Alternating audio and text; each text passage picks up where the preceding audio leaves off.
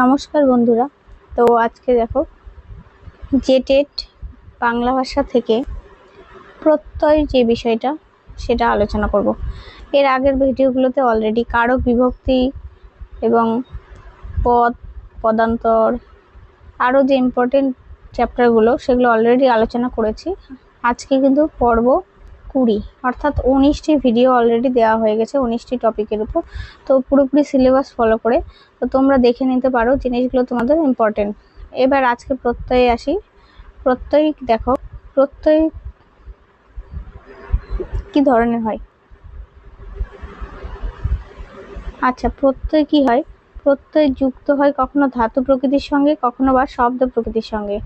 তো এই ধাতু প্রকৃতি আর শব্দ প্রকৃতির সঙ্গে যখন যুক্ত হয় তখনই সেটার দুটো ভাগ হয়ে যায়। সেটা হলো একটা কৃৎ প্রত্যয় আর একটা তদ্ধিত প্রত্যয়। কৃৎ প্রত্যয় বলতে আমরা বোঝাই যা যুক্ত হয় ধাতু প্রকৃতির সঙ্গে, সেটা হলো কৃৎ প্রত্যয়। আর যখন সেটা যুক্ত হয় শব্দ প্রকৃতির সঙ্গে তখন তাকে আমরা বলি তদ্ধিত প্রত্যয়। বোঝা গেল? তাহলে কৃৎ প্রত্যয় আর তদ্ধিত প্রত্যয়ের মধ্যে যেটা ধাতু প্রকৃতির সাথে সেটা কৃৎ, আর তদ্ধিত প্রত্যয়ের মধ্যে যেটা শব্দ প্রকৃতির সঙ্গে সেটা হলো তদ্ধিত প্রত্যয়। এবার ধাতু প্রকৃতির সঙ্গে যুক্ত হওয়া যে কৃৎ প্রত্যয় সেটাও কিন্তু দু রকমের হচ্ছে, সংস্কৃত যেটা কৃৎ প্রত্যয়, আরেকটা হলো বাংলা কৃৎ প্রত্যয়। তাহলে সংস্কৃত আর বাংলা এখানে কিন্তু কৃৎ প্রত্যয় আছে। আবার তদ্ধিত প্রত্যয়কেও কিন্তু আবার দুটো ভাগে ভাগ করছি, একটা হলো সংস্কৃত, একটা বাংলা। তার মানে আমরা বুঝতে পারলাম যে প্রত্যয় যখন দু রকমের হলো, কৃৎ প্রত্যয় আর তদ্ধিত প্রত্যয়, যেটা ধাতু প্রকৃতি আর শব্দ প্রকৃতির সঙ্গে, এবার তারাও কিন্তু সেম দুটো ভাগে ভাগ হচ্ছে। সেখানেও কিন্তু সংস্কৃত ও বাংলা দুটোই দেখতে পাবো কৃৎ প্রত্যয় এবং তদ্ধিত প্রত্যয়ের ক্ষেত্রে। এবার এখানে বলছে যে প্রত্যয় যুক্ত হলে যে কোনো শব্দ যদি, তখন কি হয়, প্রত্যয়ের চেহারা পাল্টে যায়। আর এই বিষয়টাকে একটা কারখানার সঙ্গে তুলনা করেছে। এখানে দেখো ছবিটাতে ভালো করে, এখানে একটা গম আর একটা যত, এখান থেকে যদি দেই আমরা, তাহলে সেখান থেকে বেরিয়ে রেজাল্ট হচ্ছে কি গম্য। তাহলে এখানে দেখো বলেছে এই কারখানার কাঁচামাল হলো গম ধাতু।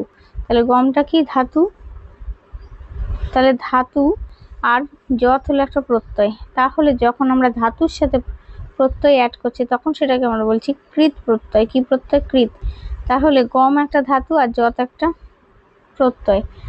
তাহলে সেই দুটো মিলে কি হচ্ছে, যখন শব্দ তৈরি হলো তখন যতের যেটা খণ্ডিত অংশটি নষ্ট হয়ে ধোয়া হয়ে বেরিয়ে যায়, আর জ যুক্ত হয়ে গেল গমের সঙ্গে গম্য। তার মানে এখানে দেখো আমরা ধোয়াটা দেখতে পাচ্ছি। তাহলে গম ধাতু আর যত প্রত্যয়, এই ধাতু আর প্রত্যয় মিলে কি করছে, এখান থেকে গমটা আর যত মিলে যতের যে খণ্ডিকটা সেটা এরকম করে উড়ে চলে গেল, আর বাকি থাকলো গ ম আর অন্তার জ মানে জফলা, তাহলে গম্য। এভাবে করে গম যোগ যত সেখান থেকে হয়ে গেল গম্য। বোঝা গেল? তো এটাই বলেছে শেষ পর্যন্ত তৈরি হলো গম্য শব্দটি। ব্যাকরণে এই নষ্ট যা শব্দকে বলা হয় ইত, মানে খণ্ডিকটা যে নষ্ট হয়ে গেছে সেটাকে বলে ইত। এবার দেখো ধাতু বা শব্দের সঙ্গে যখন প্রত্যয় যুক্ত হয় তখন শব্দের মধ্যে স্বরের পরিবর্তন ঘটে। কিসের পরিবর্তন? স্বরের পরিবর্তন। যেমন লিখ যোগ অনট, লিখন। এবার এগুলো কিন্তু ইম্পর্টেন্ট, এগুলো থেকেই কোশ্চেন থাকে, ওই জন্য বেসিক কভার করা। লিখ যোগ অনট তার মানে লিখ অন হয়ে গেল, এই টটা কিন্তু আর এখানে থাকলো না, তাহলে এটা অলরেডি কি নষ্ট হয়ে গেল। কৃৎ যোগ অনট করণ। কেন করণ হয়েছে এটা?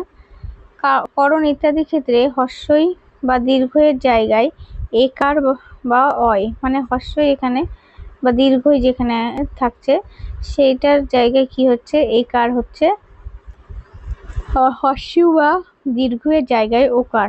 আবার রিয়ের স্থানে কি হয়, অর হয়। এ ধরনের পরিবর্তনকে বলে স্বরের গুণ।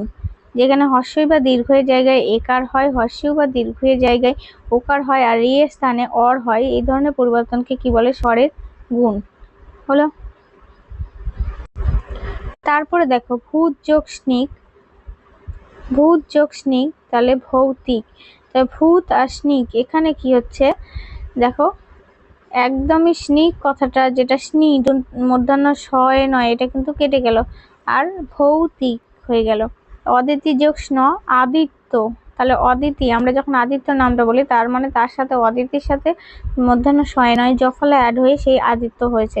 ইত্যাদির ক্ষেত্রে কি হচ্ছে, স্বরীয় বা স্বরিয়ার জায়গায় আকার বসে, এখানে ভূত অর জায়গায় আকার বসে গেল, আবার যেমন এখানে আদিত্য, আবার হস্যই বা দীর্ঘয়ের জায়গায় ঐকার বা আয়, হস্য বা দীর্ঘয়ের জায়গায় কি হয় ঐকার, আর রিয়ের জায়গায় আয় আর হওয়াকে বলে স্বরের বৃদ্ধি। তাহলে এইভাবে যে পরিবর্তনগুলো হচ্ছে, স্বরীয় বা স্বরিয়ার জায়গায় আকার, বা হস্য দীর্ঘয়ের জায়গায় ঔকার, হস্য দীর্ঘয়ের জায়গায় ঔকার, আর রিয়ের জায়গায় কি হচ্ছে আর যেটা হচ্ছে সেটাকে বলা হচ্ছে স্বরের বৃদ্ধি। বোঝা গেল? নেক্সট দেখো ব আর এই যে গ্রেটার দেন হস্য, যেমন বচ যুক্ত, সেখানে কিন্তু উক্ত হয়ে যাচ্ছে। তাহলে ব যেটা ধাতুটা এখানে, সেখানে যখন আমরা প্রত্যয় অ্যাড করছি তার সাথে, তখন কিন্তু আমাদের বটা কি হয়ে যাচ্ছে হস্য হয়ে যাচ্ছে। আবার অন্তার্য এখানে কি হয়, 3 নম্বর নিয়মটা ভালো করে দেখবে। ব এখানে কি হচ্ছে হস্য, তাহলে ব যোগ কয়তায় তাহলে উক্ত হয়ে যাচ্ছে। সেরকমই জ যেটা অন্তার্য সেটা কিন্তু হস্য হয়ে যাচ্ছে, তাহলে জ যোগ তি সেটা কিন্তু ইতি হয়ে যাচ্ছে। আবার রটা কি হচ্ছে রি হয়ে যাচ্ছে, যেমন গ্রহ যোগ কয়তায় সেখানে গৃহীত হলে তাকে স্বরের সম্প্রসারণ বলে। এটাকে 3 নম্বরটাকে বলা হয় স্বরের সম্প্রসারণ। কোনো জায়গায় স্বরের বৃদ্ধি হচ্ছে, বৃদ্ধি মানে সেখানে লিখজোট অনট মানে লিখন টিখন এসব হচ্ছে না, বৃদ্ধি মানে এই যে ভূত যোগ স্নিগ্ধ ভৌতিক অতিথি যোগ স্ন আদিত্য হচ্ছে, এক্ষেত্রে বৃদ্ধি হচ্ছে। আর স্বরের গুণ যেটা সেটা লিখযোগ অনট লিখন হলো। এবার দেখো কৃত প্রত্যয়।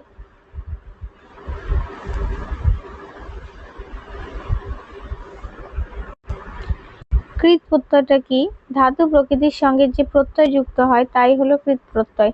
বলা বাহুল্য যে গম ধাতু শব্দে যেসব প্রত্যয় যুক্ত হয়েছে সেগুলি কৃত প্রত্যয়। তার মানে ধাতুর সঙ্গে যে প্রত্যয় যুক্ত হয় সেটা আমরা প্রথমেই জানলাম। এবার বলা বাহুল্যটা দেখো, গম ধাতু শব্দে যেসব প্রত্যয়, মানে গম ধাতুটা মেন থাকছে, সেখানে যে যে প্রত্যয়গুলো যুক্ত হয়েছে সেইগুলোকেই বলছি কৃত প্রত্যয়। সংস্কৃতে অনেকগুলি কৃত প্রত্যয় আছে, বিশেষ বিশেষ ক্ষেত্রে সেগুলি যুক্ত হয়। এবার দেখো করা উচিত বা করার যোগ্য বোঝাতে অনেক ক্ষেত্রে তব্য, অনিয়, নত, যৎ, কপ্প এই সব প্রত্যয় ধাতু প্রকৃতির সঙ্গে যুক্ত হয়। তাহলে কি বোঝাচ্ছে এখানে? করার যোগ্য বা উচিত। যেমন দেখো বজ যোগ তব্য, তার মানে বজ এখানে তার সাথে তব্য অ্যাড হয়ে বক্তব্য হয়ে গেছে। তাহলে এখানে কিন্তু আমরা কয়ে তয়ে পেয়ে গেলাম, চয়ের জায়গায় কি হয়ে গেল ক। তবে দৃশ্যযোগতব্য, তাহলে দ্রষ্টব্য, এরকম প্রত্যয় আসতে পারে যে প্রত্যয় নির্ণয় করো, তখন কিন্তু আমাদের সন্ধি বিচ্ছেদ যেমন আমরা অনেকেই করি সেরকম প্রত্যয়টাও ভালো করে করতে হবে। তাহলে বজ্যোগতব্য মানে বক্তব্য, দৃশ্যযোগতব্য মানে দ্রষ্টব্য, স্নেহযোগ অনীয় তার মানে স্মরণীয়, মানযোগ অনীয় মাননীয়, আর কৃতযোগ নাত মানে কার্য। এখানে মধ্যাহ্ন খণ্ডিত যেটা সেটা হলো ইত, শ্রুযোগ নত শ্রাব্য, রম যোগ যত রম্য, দৃশ্য যোগ কপ দৃশ্য, ক আর পটা এখানে ইত হলো। তাহলে এই উদাহরণগুলো ভেরি ভেরি ইম্পর্টেন্ট, এগুলো ভালো করে দেখবে। বক্তব্য, দ্রষ্টব্য, স্মরণীয়, মাননীয়, কার্য, এগুলো থেকে অনেক সময় কোশ্চিন আসে। ক্রিয়া বা কাজটি যদি চলছে বা হচ্ছে বোঝায়, তাহলে শর্তি বা সানুজ প্রত্যয় ধাতু প্রকৃতির সঙ্গে যুক্ত হয়। এবার কোনো কাজটা চলছে, কারণ আমরা বলি কন্টিনিউয়াসে চলছে, আই এম ডুইং, তো এটা চলছে বা হচ্ছে এখন, সেটা বোঝাচ্ছে সেখানে শত্রু বা সানুজ প্রত্যয় ধাতু প্রকৃতির সঙ্গে যুক্ত হয়। যেমন উদাহরণ দেখো মহযোগ শত্রু, তাহলে এখানে অদ যেটা সেটা হলো মহৎ, স ও স্ম এখানে ইত, বৃদ্ধ যোগ সানজ তার মানে এটা হয়ে গেল বর্তমান, আর বৃদ্ধ যোগ সানজ সেটা হলো বর্ধমান, তার মানে কোথায় সানজ আর কোথায় হলো মান হলো। তবে কোনো কাজে আগে শুরু হয়ে গেছে এখন শেষ হচ্ছে বোঝাতে কয়তায় প্রত্যয় হয়। যে কোনো কাজ ধরো অলরেডি শুরু হয়ে গেছে, মানে শুরু হয়ে এখন আবার শেষ হয়ে গেছে, সেটাকেই বোঝাচ্ছে কি কয়তয়ে বা তপ। এখন স্নাত মানে স্নাত, প্রণীত মানে প্রণীত, তারপরে লিখ যোগ কয়তয়ে লিখিত হলো। কাজ বা ক্রিয়ার অবস্থা বা ভাব বোঝাতে কয়তয়ে অর্থাৎ তি প্রত্যয় ব্যবহার করা হয়। স্থা যোগ কয়তয়ে স্থিতি, ভি যোগ কয়তয়ে তাহলে ভীতি, এরকম ভাবেও ব্যবহার করা হচ্ছে। গম যোগ তি গতি, স্বভাব বা বৈশিষ্ট্য বোঝাতে ইষ্ণু, কিপ, আলু, উক, বর এই প্রত্যয়গুলি ধাতু প্রকৃতির সঙ্গে যুক্ত হয়।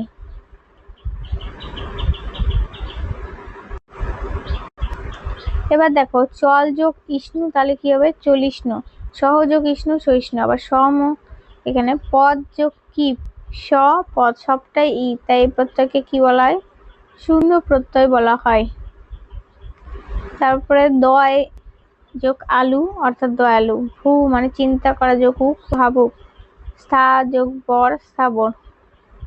অনেকটা সন্ধি বিচ্ছেদের মতোই, কিন্তু কিছু কিছু ক্ষেত্রে একটু বেশি দরকার জানা।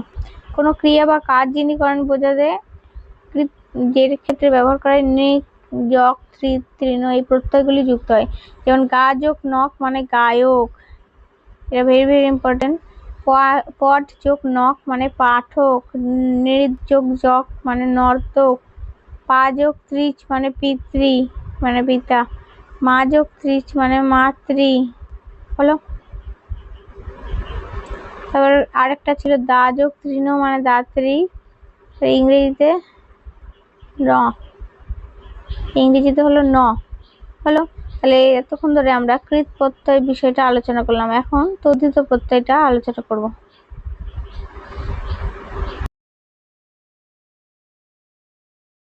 এবার দেখো তদ্ধিত প্রত্যয়টা কি বলেছে, শব্দ প্রকৃতির সঙ্গে তদ্ধিত প্রত্যয় যুক্ত হয়। অপত্য অর্থে পেটকাটা মধ্যাহ্নশয়ে ন মানে স্ন, স্নি দন্ত পেটকাটা মধ্যাহ্নশয়ে নয়ের জফালা স্ন, স্নেয়, স্নায়ন। তাহলে এখানে কি হচ্ছে, যেগুলো স্ন, স্নি, স্নেয়, স্নায়ন এগুলো প্রত্যয় রচয়িতা, দক্ষতা, জীবিকা, সম্বন্ধ, জাত বা যোগ্য অর্থে কি হচ্ছে অপত্যর ক্ষেত্রে কিন্তু এইটা, আর রচয়িতা, দক্ষতা, জীবিকা, সম্বন্ধ, জাত বা যোগ্য অর্থে স্নেয়, ইন আর ইত প্রত্যয়, আর ব্যাপ্তি বা স্বরূপ অর্থে হলো ময়ট প্রত্যয়।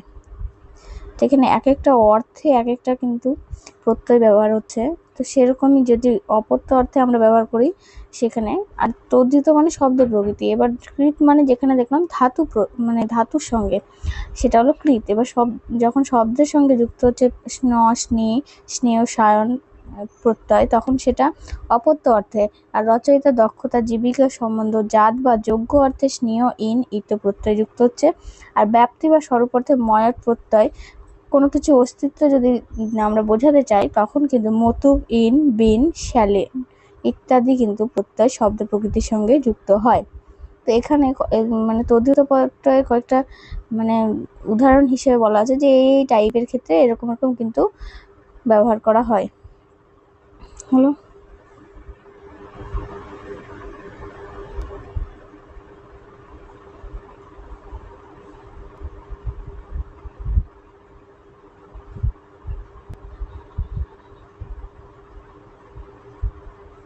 এবার দেখো মনু যোগ স্ন ইকুয়াল টু মানব হলো। তবে শিব যোগ স্ন ইকুয়াল টু শৈব। তাহলে মনুর সাথে যখন স্ন যখন ব্যবহার করছে তখন মানব হয়ে যাচ্ছে, শিবের সাথে স্ন ব্যবহার করে শৈব হয়ে যাচ্ছে, দশরথের সাথে স্নি ব্যবহার করে দাশরথী হয়ে যাচ্ছে, দ্বিত যোগ স্ন দ্বৈত হয়ে যাচ্ছে। আবার গঙ্গা যোগ স্নেহ গাঙ্গেয়, দ্বীপ যোগ স্নায়ন দ্বৈপায়ন। সেরকমই রচয়িতা, দক্ষতা, পাণ্ডিত্য, জীবিকা অর্থে আবার নৌ যোগ স্নিক সেখানে কি হচ্ছে নাবিক, সাহিত্য যোগ স্নিক সাহিত্যিক, ব্যবহার যোগ স্নিক ব্যবহারিক।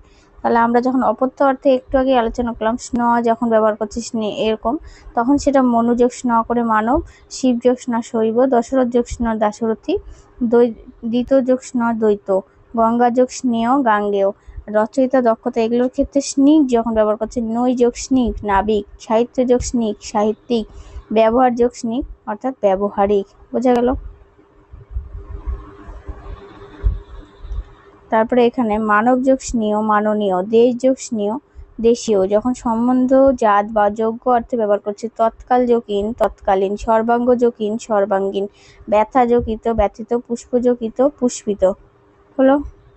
তারপরে ব্যাপ্তি বা স্বরূপ অর্থে যখন মৃৎ যোগ ময়ট মৃন্ময়, পৃথিবী যোগ ময়ট ময়ের যখন ব্যাপ্তি বোঝাচ্ছি তখন পৃথিবীময়, আর একটা হলো মহিমা যোগ ময়ট মহিমময়। বোঝা গেল? তাহলে এভাবে করে তদ্ধিত প্রত্যয় কিন্তু আমরা ব্যবহার করতে পারছি। কোনো কিছু যেটা অস্তিত্ব আছে সেক্ষেত্রে যদি ব্যবহার করি শ্রী যোগ মতুক অর্থাৎ শ্রীমত বা শ্রীমান, শিখি যোগ ইন, শিখিন বা শিখা বলতে পারি এটাকে, মেধা যোগ বিন, মেধাবিন অর্থাৎ মেধাবী, বৃত্ত যোগ শালীন, বৃত্তশালীন মানে বৃত্তশালী। এবার বাংলা প্রত্যয়ের ক্ষেত্রে, তদ্ধিত প্রত্যয়ের ক্ষেত্রে এখানে কি হচ্ছে বাংলা প্রত্যয়, যে প্রত্যয়গুলির নাম আর উদাহরণ দেওয়া হলো সেগুলো সংস্কৃত বা তৎসম শব্দ তৈরির ক্ষেত্রে ব্যবহৃত হয়। বাংলা ভাষার নিজস্ব ধাতুর সঙ্গে বাংলা প্রত্যয় যুক্ত হয়ে প্রচুর খাঁটি বাংলা শব্দের সৃষ্টি হয়েছে এবং সেগুলো কি মানে বাংলা প্রত্যয় সম্পর্কে আমরা তাহলে ডিটেলসে জানবো। তো আশা করি কৃত প্রত্যয় এবং তদ্ধিত প্রত্যয় তোমাদের কনসেপ্টটা ক্লিয়ার হয়েছে। এই পার্টগুলো থেকে উদাহরণগুলো ভালো করে দেখতে হবে।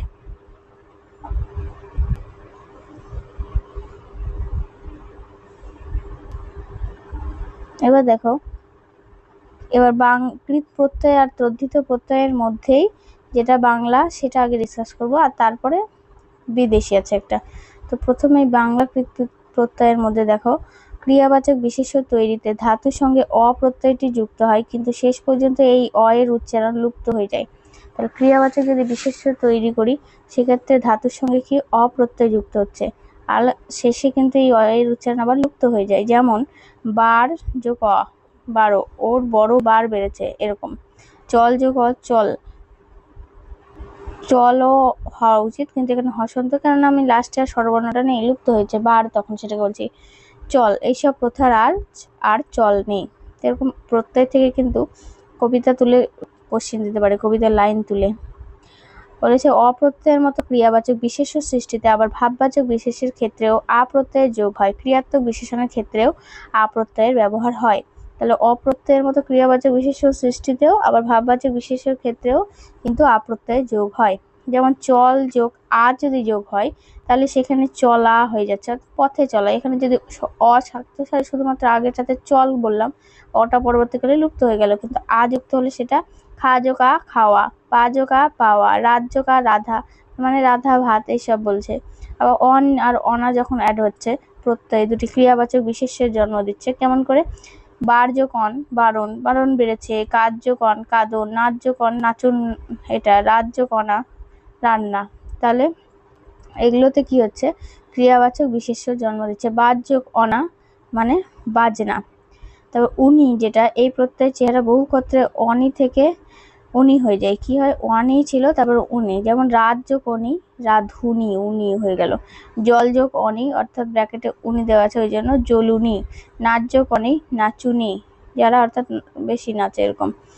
তো হলো, আর তারপর বলছে আই বা আও ক্রিয়ার ভাব বোঝাতে এই প্রত্যয়গুলো যুক্ত হয়। যেমন বাদ যোগ আই বাধায়, এখানে বই বাধাই করা হয়। বাদ যোগ আই বাছায়, কোনো কিছু বাছাই করার যেটা। ঘের যোগ আও তাহলে ঘেরাও করা হচ্ছে। সেই একই কারণে কি হয় হর্ষের প্রত্যয়টিও যুক্ত হয়।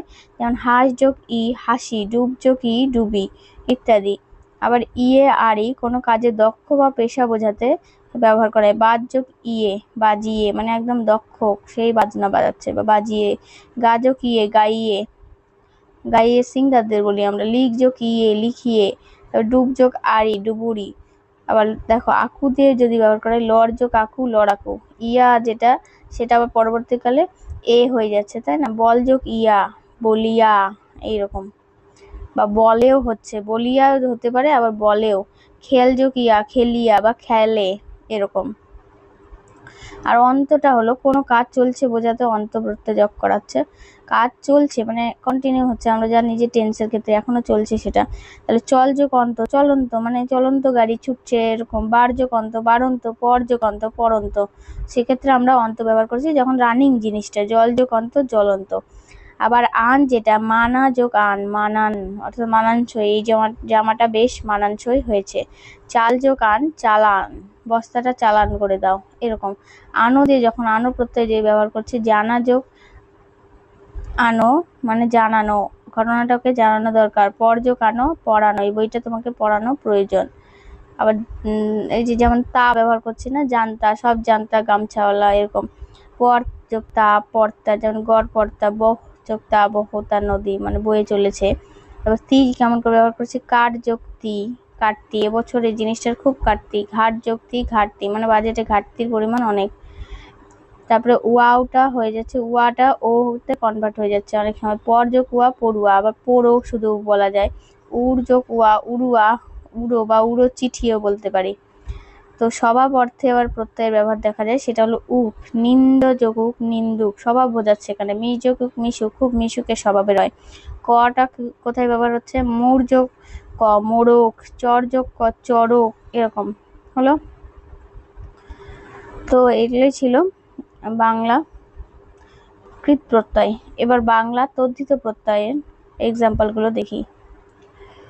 প্রথমে আমরা আলোচনা করলাম মানে কৃত প্রত্যয়, তারপর তদ্ধিত প্রত্যয়, তারপরে এবার বাংলা প্রত্যয় আর যেগুলো হলো মানে সংস্কৃত থেকে গৃহীত বা বিদেশি, সেগুলো বিষয়ের মধ্যে এখন বাংলার যে কৃত প্রত্যয়গুলো অলরেডি আলোচনা করলাম, এখন বাংলার যে তদ্ধিত প্রত্যয় সেটা আলোচনা করব। কখন সাদৃশ্য অর্থে, যেমন হাত যোগ আ হাতা, বাঘ যোগ আ বাঘা। কোনো কিছু তৈরি বা আগত অর্থে পশ্চিম যোগ আ পশ্চিমা, চীন যোগ আ চীনা হলো। অনাদরে নামের বিকৃতি যদি ঘটায়, আমরা যদি নাম একটা নাম সেটাকে অন্য নামে ডাকছি, মানে গোপাল নাম অথচ গোপালা বলে দিচ্ছি, কি যোগ করছি? আ যোগ করছি। তার মানে এই বাংলা যেটা তদ্ধিত প্রত্যয়। কেষ্ট যোগ আ কেষ্টা, নেপাল যোগ আ নেপলা। এবার বিশেষ কোনো বস্তু অস্তিত্ব বোঝাতে আমরা কি ইউজ করছি? বাংলা তদ্ধিত প্রত্যয়ের ক্ষেত্রে নুন যোগ আ নুন আর জিনিস বললাম, তেল যোগ আ তেলা, জল যোগ আ জলা। আবার আয় কোনো কিছুর ভাব বোঝাতে, চিকনের ভাব বোঝাতে চিকন যোগ আয় চিকনাই, তেমনি বড় যোগ আয় সেটা হলো বড়াই। আবার সম্বন্ধ যদি বোঝায়, ভোর যোগ আয় ভোরায়, চোর যোগ আয় চোরাই, মোগল যোগ আয় মোগলায়। তারপর আমটা অনেক সময় আমাদের আমও হয়ে যায়, তাই না? পাকা যোগ আম পাকামো, ন্যাকা যোগ আম ন্যাকামো, নষ্ট যোগ আম নষ্টামো। সেরকমই আমি যে করে অর্থে যেটা পাকা যোগ আমি হয়ে গেল পাকামি, ন্যাকা যোগ আমি ন্যাকামি, নষ্ট যোগ আমি নষ্টামি। তারপর আল বা আলো যেটা কাজ বা পেশা বোঝাতে লাঠি যোগ আল সেটা হয়ে গেল লাঠি আল। আবার সম্পর্ক বোঝাতে পাক যোগ আল মানে পাকাল, দাঁত যোগ আল দাঁতাল, রস যোগ আলো রসালো। তাহলে এগুলোর ক্ষেত্রে ব্যবহার করছি যেখানে সম্পর্ক বোঝাচ্ছে। আবার ধার যোগ আলো ধারালো, তারপরে জমক যোগ আলো জমকালো। তারপর ওয়ালা আলী এগুলো পেশা বা বৃত্তি অর্থে, যেমন কাবুলিওয়ালা বাড়িওয়ালা এরকম করে বলি না আমরা, বাড়িওয়ালা ফেরিওয়ালা হলো। স্ত্রীলিঙ্গ বাচক শব্দে ওলার জায়গায় উলি হয়, যেমন বাড়ি উলি, ঘটকালি ঘটকালি, শাখারি কাশারি এরকম।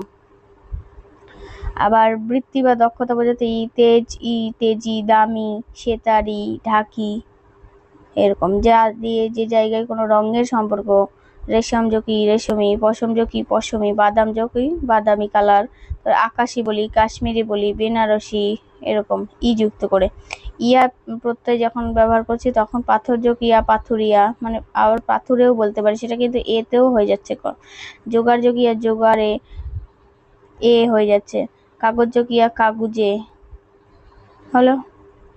ধরো উয়া যেটা মাছ যোগ উয়া মাছুয়া, সেখান থেকে মেছো হয়ে যাচ্ছে।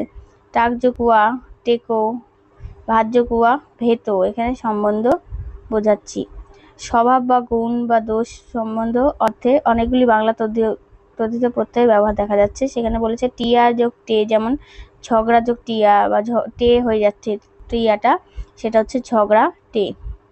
পনা যেটা ন্যাকা পনা সত্যিপনা এই ধরনের। ফাঁস যোগ উড়ে ফাঁসুড়ে, তবলা যোগ চি তবলচি। এরকম কিছু কিছু এক্সাম্পল আছে যেগুলো প্রত্যয়ের ক্ষেত্রে। রোগা যোগ পানা রোগা পানা। পাড়া দিয়ে পাগল যোগ পাড়া পাগল পাড়া ইত্যাদি হলো। এবার বিদেশি প্রত্যয় আলোচনা করব।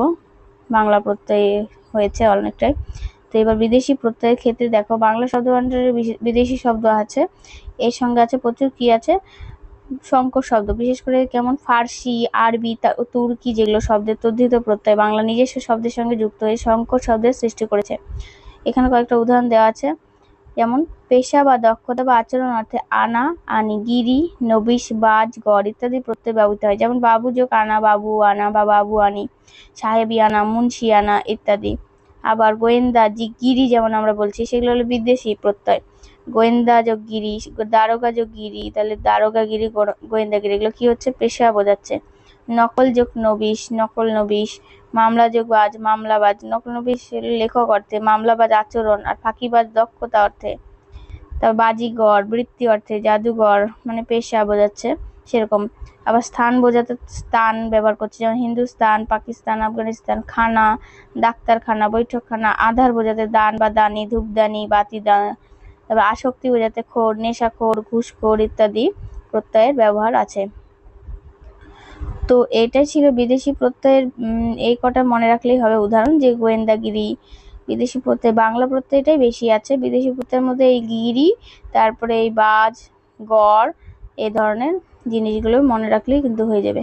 তো দেখো প্রত্যয় চ্যাপ্টারটা কিন্তু খুব ইম্পর্টেন্ট, এবং এখান থেকে তদ্ধিত কৃত প্রত্যয় এই উদাহরণগুলো কিন্তু খুবই আসে এক্সামে।